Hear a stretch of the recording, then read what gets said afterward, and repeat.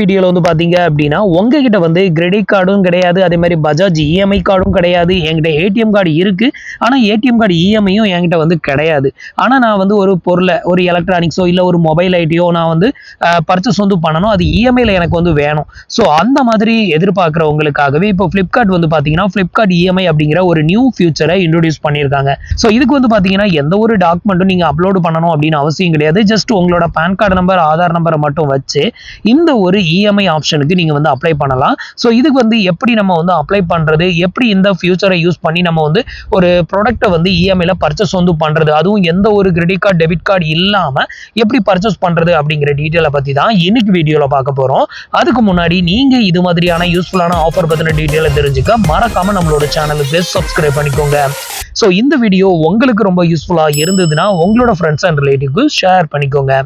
So இப்போ வந்து பார்த்தீங்க அப்படின்னா நான் வந்து ஒரு மொபைலை வந்து பர்ச்சேஸ் வந்து பண்ணதுக்கு ட்ரை பண்ணி எனக்கு வந்து பார்த்தீங்க அப்படின்னா அதிகபட்சமாக வந்து 20,085 ரூபாய் வரைக்கும் எனக்கு வந்துட்டு ஆஃபர் வந்து கொடுத்துருக்காங்க. ஸோ இப்போ இதுக்கு வந்து எப்படி அப்ளை பண்ணுறது அப்படிங்கிறத பார்க்கலாம். ஸோ இதுக்கு வந்து பார்த்தீங்கன்னா உங்களோட ஃப்ளிப்கார்ட் அப்ளிகேஷனை ஓப்பன் பண்ணிக்கோங்க. ஓப்பன் பண்ணிட்டு உங்களுக்கு வந்து எந்த ப்ராடக்ட்டை வந்து இஎம்ஐயில் வாங்கணுமோ அந்த ப்ராடக்ட்டை செலக்ட் பண்ணிக்கோங்க. இப்போ எக்ஸாம்பிளுக்கு வந்து பார்த்தீங்க அப்படின்னா நான் வந்து சாம்சங் கேலக்ஸி F36 அப்படிங்கிற இந்த ஒரு மொபைலை நான் செலக்ட் பண்ணியிருக்கேன். இந்த மொபைலோட ப்ரைஸ் வந்து பார்த்தீங்க அப்படின்னா கிட்டத்தட்ட 20,085 ரூபாய் வந்து வருது. இப்போ இந்த மொபைலை வந்து நான் பர்ச்சேஸ் வந்து பண்ணணும். என்கிட்ட ஏடிஎம் கார்டும் கிடையாது, கிரெடிட் கார்டும் கிடையாது, பஜாஜ் இஎம்ஐ கார்டும் கிடையாது. ஸோ இந்த மாதிரியான சூழ்நிலையில இதுக்கு எப்படி நம்ம அப்ளை பண்றதுன்னு பார்க்கலாம். இப்போ வந்து பாத்தீங்கன்னா நம்ம எந்த ப்ராடக்ட்டை நம்ம வந்து பர்ச்சேஸ் பண்ணணும் அப்படின்னு நினைக்கிறோமோ அதை வந்து செலக்ட் பண்ணிக்கோங்க. இப்போ நான் வந்து பாத்தீங்கன்னா இந்த மொபைல் தான் செலக்ட் பண்ணியிருக்கேன். இந்த மொபைலுக்கு கீழே வந்து பாத்தீங்க அப்படின்னா கீழே வந்து பாருங்க உங்களுக்கு பே வித் இஎம்ஐ அப்படின்னு ஒரு ஆப்ஷன் இருக்கும், பே நவ் அப்படின்னு ஒரு ஆப்ஷன் இருக்கும். ஸோ இஎம்ஐல போட்டோம் அப்படின்னா உங்களுக்கு 20,085 ரூபாய் கிட்ட வருது. ரெடி கேஷில் வாங்கும்போது ஒரு சில ஆஃபர்லாம் இருக்கும். ஸோ அந்த ATM card, credit card use பண்ணீங்கன்னா உங்களுக்கு டிஸ்கவுண்ட் ஆகும். இதில் வந்து பார்த்தீங்கன்னா பே வித் இஎம்ஐ அப்படிங்கிற ஆப்ஷனை வந்து நான் செலக்ட் பண்ணிக்கிறேன். இதை செலக்ட் பண்ணதான் அடுத்தது இந்த மாதிரி தான் வந்து உங்களுக்கு காமிக்கும். இதில் வந்து பார்த்தீங்கன்னா கோ டு கார்டு அப்படிங்கிற இந்த ஆப்ஷனை செலக்ட் பண்ணிடுங்க. இப்போ வந்து பார்த்தீங்கன்னா கோ டு கார்டு வந்து செலக்ட் பண்ணதுமே உங்களுக்கு இந்த மாதிரி தான் வந்து காமிக்கும். இதில் வந்து பார்த்தீங்கன்னா கண்டினியூ வித் இஎம்ஐ அப்படிங்கிற ஒரு ஆப்ஷன் வந்து வந்துடும். இப்போ இதை வந்து செலக்ட் பண்ணிக்கோங்க. ஸோ இந்த ஸ்டேஜில் வந்து பார்த்தீங்கன்னா நீங்கள் ஏடிஎம் கார்டு, கிரெடிட் கார்டு என்னென்ன ஆட் பண்ணி வச்சிருக்கீங்களோ அது எல்லாமே இங்கே வந்து காமிக்கும். இது அப்படியே கீழே ஸ்க்ரோல் பண்ணிக்கோங்க. கீழே ஸ்க்ரோல் பண்ணீங்க அப்படின்னா இந்த இடத்துல வந்து பாருங்க இஎம்ஐ அப்படின்னு போட்டு இதில் ஃப்ளிப்கார்ட் இஎம்ஐ அப்படிங்கிற ஒரு ஆப்ஷன் வந்து காமிக்கும். இந்த ஏரோ மார்க்கை கிளிக் பண்ணிக்கோங்க.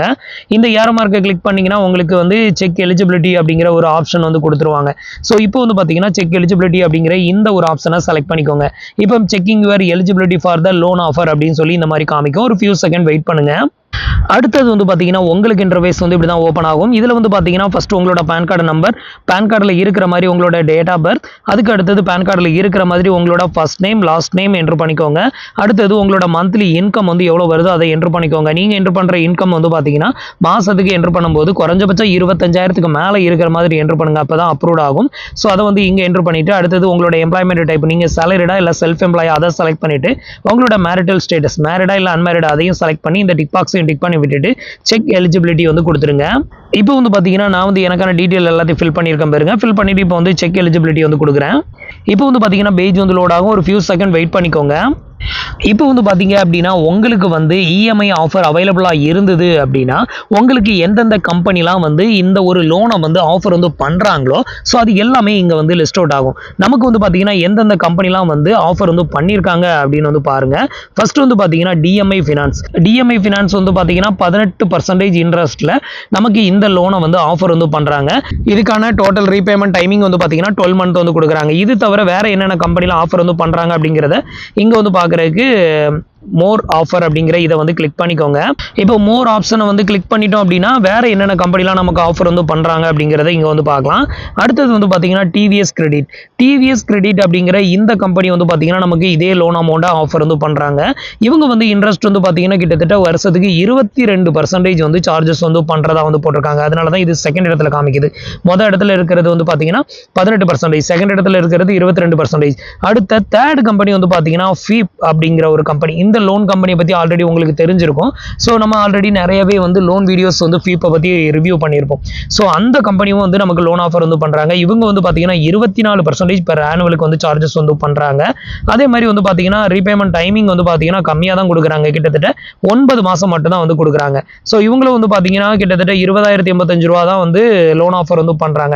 இது தவிர வந்து பார்த்தீங்க அப்படின்னா என்னென்ன சார்ஜஸ் பிடிக்கிறாங்க அப்படிங்கிறத இதில் வந்து நீங்கள் செக் பண்ணிக்க முடியும். வியூ KFS அப்படிங்கிறத கிளிக் பண்ணிட்டீங்கன்னா உங்களோட லோன் டீட்டெயில் எல்லாத்தையுமே நீங்கள் இங்கே வந்து பார்க்கலாம்.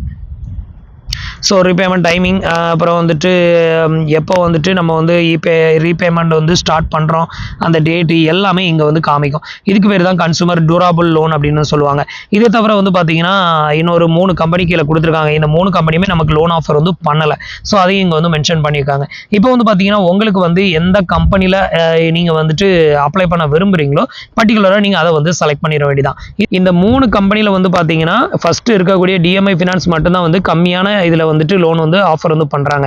ஸோ அதனால் வந்து பார்த்தீங்கன்னா நீங்கள் வந்து இதை வந்து சூஸ் பண்ணலாம். ஸோ இது மாதிரி இன்ட்ரெஸ்ட்டை வந்து கம்பேர் பண்ணி அதில் உங்களுக்கு எந்த கம்பெனி பெஸ்ட்டாக வருதோ அதை வந்து நீங்கள் சூஸ் பண்ணிக்கோங்க. சூஸ் பண்ணிவிட்டு அதுக்கப்புறமா உங்களோட ஆட்டோ டெபிட் செட்டப்பை கம்ப்ளீட் பண்ணணும். ஸோ ஆட்டோ டெபிட் செட்டப் எதுக்காக கம்ப்ளீட் பண்ண சொல்கிறாங்க அப்படின்னா நீங்கள் எடுக்கக்கூடிய இந்த லோன் அமௌண்ட்டை உங்களோட பேங்க் அக்கௌண்ட்டில் இருந்து தான் ஆட்டோ டெபிட் வந்து பண்ணுவாங்க.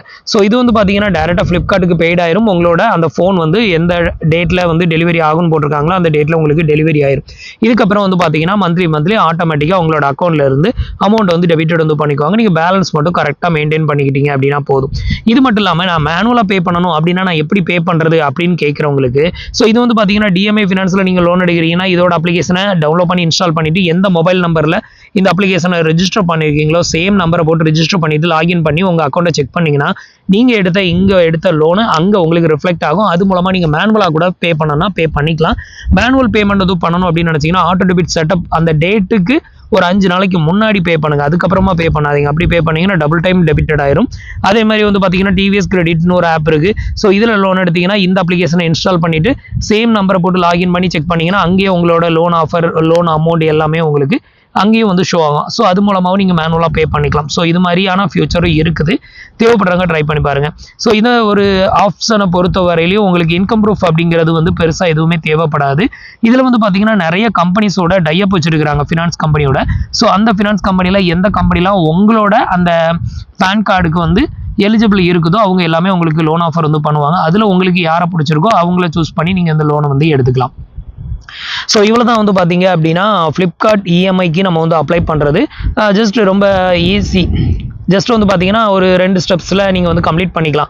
ஸோ இது வந்து பார்த்தீங்கன்னா ஓரளவு சேஃப் அப்படின்னு வந்து சொல்லலாம். ஏன்னா நீங்கள் வந்துட்டு ஒரு லோன் எடுக்கிறீங்க அப்படின்னா அந்த டைமில் நீங்கள் அப்ளை பண்ணுற மாதிரி இருக்கும்.